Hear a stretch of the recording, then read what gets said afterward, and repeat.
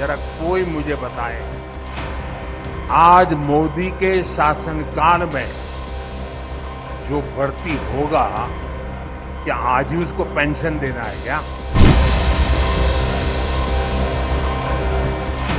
वो एक आदमी है जो 24 घंटा 24 सेकेंड सिर्फ सत्ता के लिए जीते हैं। अग्निवीर की जो व्यवस्था की है, जिसमें है कि 4 साल के लिए सेना में रहेगा, उसके बाद घर पे जाकर क्या करेगा? पकौड़ा बेचेगा।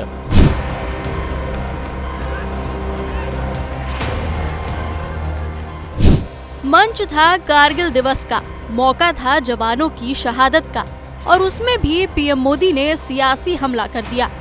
जिस अग्निपथ योजना ने मोदी सरकार की नाक में दम कर दिया है, जिस मुद्दे को लेकर राहुल और अखिलेश समेत पूरे विपक्ष ने चुनाव से पहले से लेकर चुनाव के बाद तक मोदी सरकार पर हमले बोल रही है, आखिरकार उस योजना को लेकर मोदी ने अपनी चुप्पी तोड़ ही दी। कारगिल दिवस की 25वीं बरसी पर लद्दाख के द्रास से पीएम मोदी ने अग्निवीर योजना पर सवाल उठाने वालों पर हमला बोला है और कहा, जो इस योजना पर सवाल उठाते हैं उन्हें शर्म आनी चाहिए, वो इसे लेकर भ्रम फैला रहे हैं। मैं तो हैरान हूं, कुछ लोगों की समझ को क्या हुआ है, उनकी सोच को क्या हो चुका है। ऐसा भ्रम फैला रहे हैं कि सरकार पेंशन के पैसे बचाने के लिए ये योजना लेकर आई है। मैं जरा ऐसे लोगों की सोच से शर्म आती है, लेकिन मैं ऐसे लोगों से पूछना चाहता हूं, जरा कोई मुझे बताए, आज मोदी के शासनकाल में जो भर्ती होगा, क्या आज ही उसको पेंशन देना है क्या? उसको पेंशन देने की नौबत 30 साल के बाद आएगी, और तब तो मोदी 105 साल का हुआ होगा, और तब न भी मोदी की सरकार होगी। क्या मोदी जब 105 साल का होगा, 30 साल के बाद जो पेंशन बचेगा, उसके लिए मोदी ऐसा राजनीतिक है जो आज गाली खाएगा? अग्निपथ योजना को लेकर पीएम मोदी ने न केवल विपक्ष को जवाब दिया, बल्कि जवानों के बीच अपने संबोधन के दौरान ये भी बताया कि अग्निपथ योजना देश के लिए जरूरी क्यों है।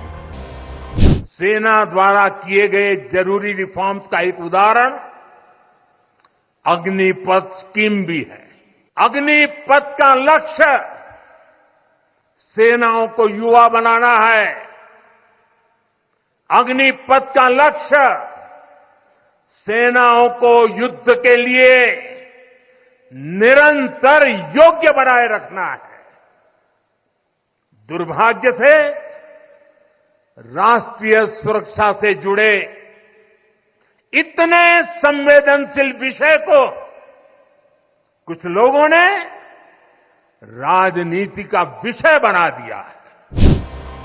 पिछले कई महीनों से विपक्ष के हमलों के बीच मोदी का इस मुद्दे पर अपना चुप्पी तोड़ना, वो भी कारगिल दिवस के मौके पर, विपक्ष को रास नहीं आया। विपक्ष पर मोदी ने जैसे ही सवाल उठाए, विपक्ष हमलावर हो गया। पूर्णिया सांसद पप्पू यादव ने मोदी पर पलटवार करते हुए कहा कि वो झूठ बोलने में एक्सपर्ट हैं। उन्हें देश की नहीं, सिर्फ अपनी चिंता है, जवानों के भविष्य की नहीं। वो एक आदमी है जो 24 घंटा 24 सेकेंड सिर्फ सत्ता के लिए जीते हैं, देश के लिए नहीं जीते हैं। मैं सिर्फ इतना कहूंगा कि अग्निवीर दूर दूर तक नियोजित संविदा शिक्षा मित्र से भी बुरी योजना है। मेंटल टॉर्चर होंगे, सुरक्षित नहीं है। अग्निवीर के जवान जब खुद को सुरक्षित नहीं पाएंगे और उनकी फैमिली भविष्य में सुरक्षित नहीं दिखेगा, तो वो बॉर्डर पर गोली खाना नहीं चाहेगा। वहीं रामनगरी अयोध्या में बीजेपी को झटका देने वाले समाजवादी पार्टी के सांसद अवधेश प्रसाद ने भी अग्निवीर योजना को लेकर बीजेपी को घेरा और इसे सेना का अपमान बताया। साथ ही ये वादा भी किया कि जब उनकी सरकार आएगी ये योजना खत्म हो जाएगी।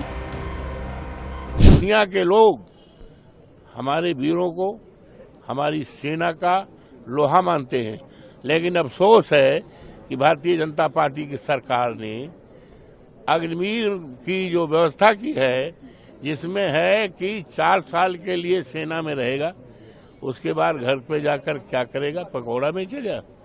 इससे ज्यादा अपमान सेना का नहीं हो सकता है।